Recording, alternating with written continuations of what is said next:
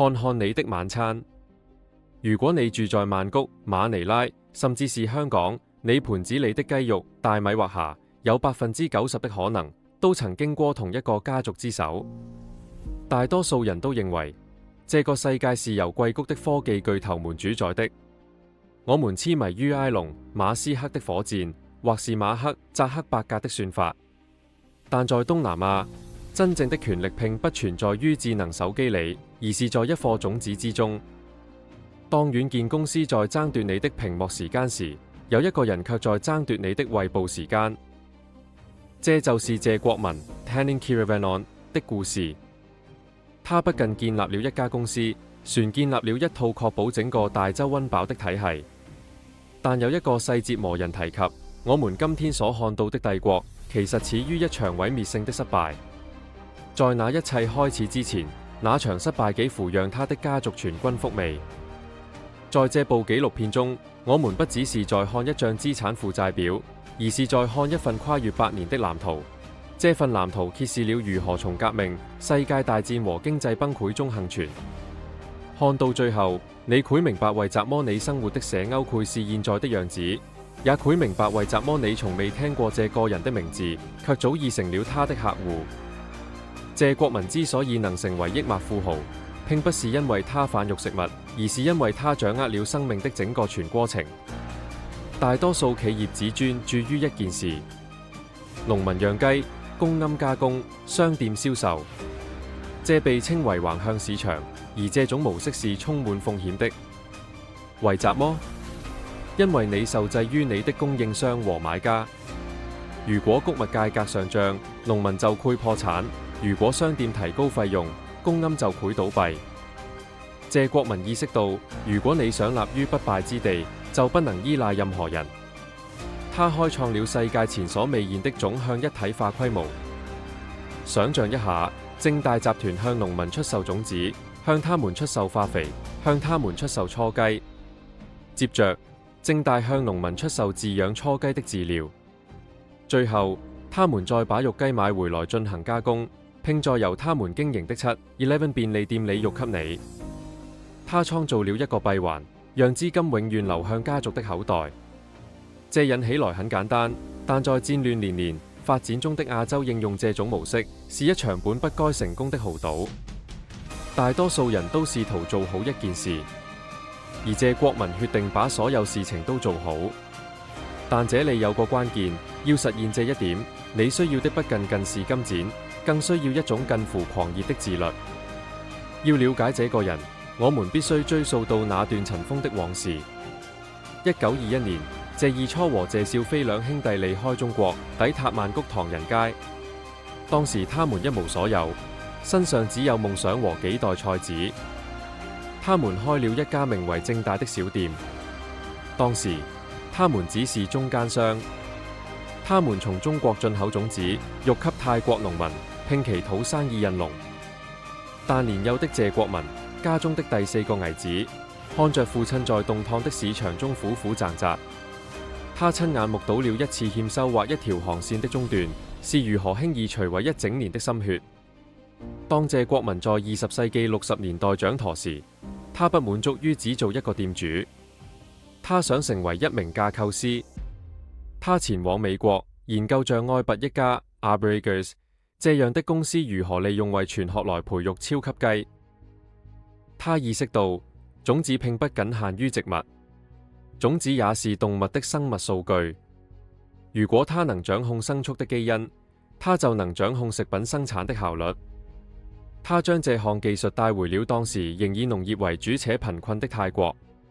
當時他遭到了嘲笑，人們認為泰國的農民根本無法理解這種工業化養殖。謝國民的回應是，與其說教，不如示範。他向農民提供了一個方案：我給你們雛雞、飼料和藥品，你們負責養殖，我保證以固定價格回購。他為貧困的農民消除了風險，作為交換，他獲得了對供應端的絕對控制。現在想象一下，即便你做對了每一件事，卻依然面臨全面崩盤。到70年代後期，正大集團已是泰國的龍頭老大。但謝國民並未止步於此。1979年，中國船是一個黑匣子，那是一個封閉的社區，剛剛經歷了數十年的對外排斥。大多數西方企業的首席執行官看待中國時，只看到了資本的墳場，他們看到的是政局的不穩和基礎設施的匱乏。但謝國民看到的卻是另一番景象，他看到了10億渴望攝入蛋白質的人口，他並非只是試探，而是全身心地投入其中。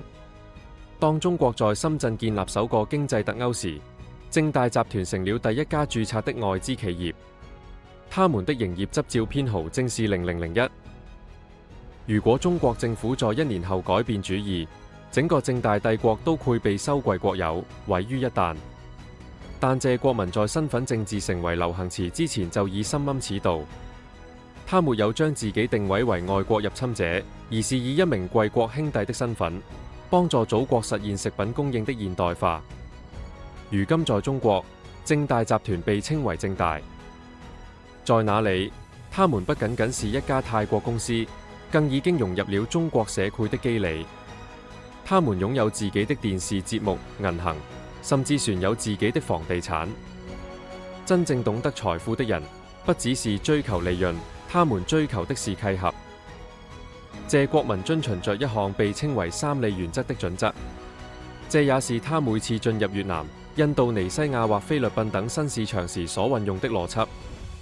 首先，我們的業務必須對國家有利，稅收、基礎設施、糧食安全。其次，必須對人民有利，就業、更便宜的食品、更好的營養。最後，也是最重要的一點，他必須對星號公司星號有利。他認為，如果將公司利益排在第一位，民眾最終會揭竿而起將你推翻；而通過將公司排在第3位，他確保了政府和公眾都希望他獲得成功，因為他的成功與他們的利益息息相關。但這也帶給我們要面對的一個不安的問題：一家公司是否會因為帶嚟的利益太大，反而變成了一種壟斷？如果你走在曼谷的任何一條街道上，你都會看到1+7 接着走上50米，你會看到另一家，然後又是另一家。在泰國，正大集團不僅擁有這些門店，船擁有整個國家的經營授權。那裡有超過14000家門店。對於許多泰國人來說，7-11不僅僅是一家便利店，它算是社歐的大後廚。在那裡，你可以着納電費、購買午餐，甚至辦理銀行結算業務。這是種向一體化的終極演進。通過擁有這個貨架，謝國民可以決定哪些產品能夠生存，而哪些產品將會消亡。如果一個小創業者研發出了一款很棒的新零食，他們必須通過正大集團才能接觸到大眾。這創造了一個預警閉環：如果你忽視了理解零售權力的重要性，那麼你的產品無論多麼優秀，都永遠無法重見天日。謝國民將一個日美品牌轉化為了泰國的大規模分銷武器，但這正是故事變得複雜的地方。那個讓謝國民成為億萬富翁的關鍵，他的總向一體化，也正是給普通人的生活帶來巨大摩擦的根源。當你同時擁有種子、飼料、農場、公庵和商店時，你就不僅僅是一個商人了，你成為了國家基礎設施本身。而在2026年，生活在這個帝國中的人們開始意識到，這種效率背後隱藏着5個極其高昂的代價。1. 星號環境裂痕，北部的濃煙星號每年，泰國北部和老撾都會被有毒的煙霾窒息。正大集團是這些玉米的主要買家，而正是為了清理土地種植玉米，才導致了大規模的森林焚燒。這種養活了肉雞的閉環，同時也成為了令你肺部窒息的枷鎖。儘管到2026年已經實施了更嚴格的追溯法律，但對廉價飼料的需求依然是霧霾問題的根源。2. 星號競爭裂痕，貨架戰爭星號想像一下，你是一位發明了一款出色新零食的小企業主，一旦正大集團看到了你的數據，一旦他們發現你的產品在7-11大受歡迎，他們就有能力推出自己自有品牌的版本。突然之間，你的產品被挪到了貨架底層，而他們的版本卻擺在了與視線齋平的黃金位置。3! 數字裂痕，電信雙頭壟斷。2023年，正大集團合併了 True和 Tag， 將泰國的移動市場變成了雙頭壟斷的格局。到2026年，消費者反映帳單金額更高，且完全沒有真正的選擇餘地。正大集團現在掌控着數千萬人的數字氧氣。如果你不喜歡他們的服務，你船能去哪人？4! 市場裂痕。Tesco Lotus 的壟斷。通過收購 Tesco Lotus 並擁有 Magro 麥克龍，正大集團獲得了對超市和批發領域的控制權。他們現在同時掌控着農場、公庵、批發中心和便利店。經濟學家警告稱，這種高度的集中化會扼殺創新，因為沒有人能負擔得起與一個擁有產業鏈每一個環節的巨頭競爭的成本。5! 政治裂痕。新疆的鋼絲城。正大集團與中國的深度關聯使他們受到了全球的嚴密審視。在2025年底，鉗對新疆供應鏈的國際調查迫使該公司陷入了防禦態勢。作為中國的貴國兄弟，謝國民的繼任者們發現，在2026年，在全球權力博弈中，你最終必須算邊站隊。如果你認為謝國民只是一個肉雞的，那你就落伍了。隨着世界向數據轉型，謝國民也隨之完成了華麗的身影轉換。他意識到，那個知道你吃雜麼的人，也需要知道你是如何交流以及如何支付的。通過 True Corporation 和 True Money， 正大集團現在掌握了你買雜麼、你看雜麼以及你去哪裡旅行。自1921年以來的戰略從未改變，改變的只有工具。現在的種子是一個數據點。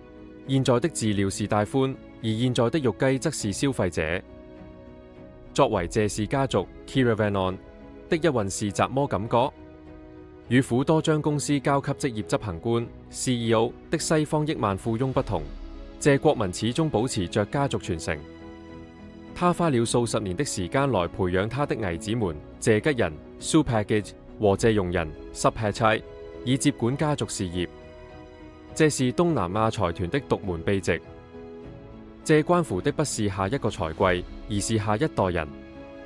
謝國民經常談論簡單。他說，商業本質上就是讓人們的生活變得更輕鬆。但是，這份遺產是有分量的。想象一下，作為第3代或第4代傳人，你的任務是擁持一台僱傭了數十萬人、聘養活了數千萬人的機器，那將是怎樣的壓力？如果你失敗了，人們失去的不只是金錢，他們失去的是糧食安全。這裏是大多數紀錄片不敢直言的真相。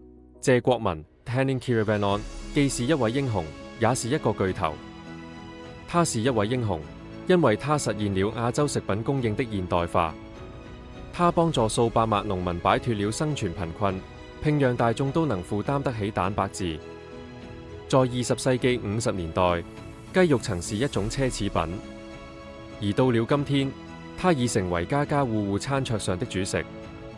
但它是一個巨頭，因為它的陰影如此之大，以至於在它之下萬物皆無法生長。這就是椰子樹效應。這棵樹雖然宏偉，但它提供的陰影卻殺死了下方的草地。東南亞今日的緊張局勢在於三利原則在數字時代是否依然成立。謝國民以一家種子店起家，最終建立了一個全球財團。他證明了在東方，家族不僅是一個社會單元，更是地球上最強大的商業結構。他建立事業不是為了下一個季度，而是為了下一個世紀。他通過讓自己變得因過於重要而不可忽視，從而掌握了大而不能倒的藝術。無論你將他視為富有怨言的天才，船是磨情的壟斷者，你都無法否認他的影響力。今天，你很可能在不知不覺中就已經與他的帝國發生了交集。下次當你走進7-11時，看看那個標誌，你不僅僅是在買食物，你正在參與一場持續了100年的關於生存的大師課。種子已經成長，世界已被吞噬，而這個家族才剛剛開始。